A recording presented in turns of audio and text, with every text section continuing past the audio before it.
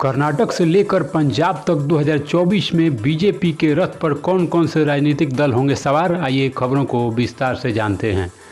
2024 के लोकसभा चुनाव के लिए गठबंधन को लेकर सभी राजनीतिक दल एक्टिव हो गए हैं। बीजेपी ने भी इसके लिए कमर कसना शुरू कर दी है। कर्नाटक में जेडीएस की हालिया एक्टिविटी से ऐसा लग रहा है कि वो भी बीजेपी के गठबंधन को लेकर उत्सुक है। कर्नाटक चुनाव में भारतीय जनता पार्टी को मिली करारी शिकस्त के बाद अब संगठन 2024 में होने जा रहे लोकसभा चुनाव की तैयारियों में जुट गया है। सूत्रों की माने तो कर्नाटक में जनता दल सेकुलर बीजेपी के साथ गठबंधन करने के लिए इच्छुक है। इसके लिए जेडीएस की 4 लोकसभा सीटों की डिमांड है। बीजेपी को लेकर पंजाब में सूत्रों का कहना है कि यहां बैक चैनल से गठबंधन को लेकर अकाली दल के साथ बातचीत चल रही है। अकाली दल एनडीए का सबसे पुराना सहयोगी दल था, लेकिन 2020 में कृषि संबंधित कानूनों को लेकर वह एनडीए से बाहर चला गया था।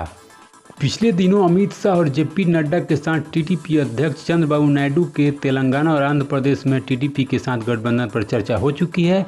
बिहार में आरएलपी के अध्यक्ष उपेंद्र कुशवाहा ने जेपी नड्डा अमित शाह से मुलाकात की थी। बीजेपी ने चिराग पासवान और पशुपति पारस को पहले ही संदेश दे दिया है कि उन्हें लोकसभा का चुनाव से पहले एक हो जाना चाहिए।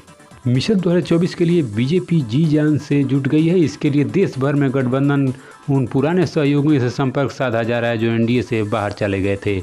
इसके अलावा नए सहयोगी दलों के सामने भी हाथ आगे बढ़ाया जा रहा है। ये सहयोगी दल 2024 में बीजेपी की नैया पार लगाकर तीसरी बार फिर केंद्र में मोदी सरकार बनाने में महत्वपूर्ण भूमिका निभा सकते हैं।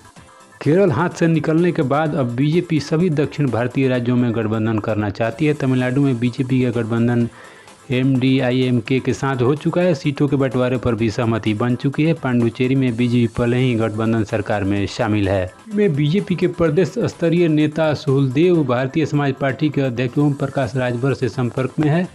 2017 में यूपी विधानसभा चुनाव में ओम प्रकाश राजभर ने बीजेपी के साथ मिलकर चुनाव लड़ा था, लेकिन 2019 में लोकसभा चुनाव में सीटों में तालमेल नहीं होने के कारण राजभर ने गठबंधन तोड़ दिया था। उन्होंने 2022 के विधानसभा चुनाव में समाजवादी पार्टी से गठबंधन किया था और चुनाव के बाद सपा से गठबंधन तोड़कर बाहर आ गए थे। सूत्रों की माने तो ओम प्रकाश राजभर बीजेपी के साथ एक बार फिर से हाथ मिलाने के लिए तैयार हैं, लेकिन अंतिम फैसला बीजेपी आलाकमान को लेना है। ऐसे ही खबरों के लिए हमारे चैनल पर बने रहें। खबर अच्छी लगे तो चैनल को सब्सक्राइब करना ना भूलें।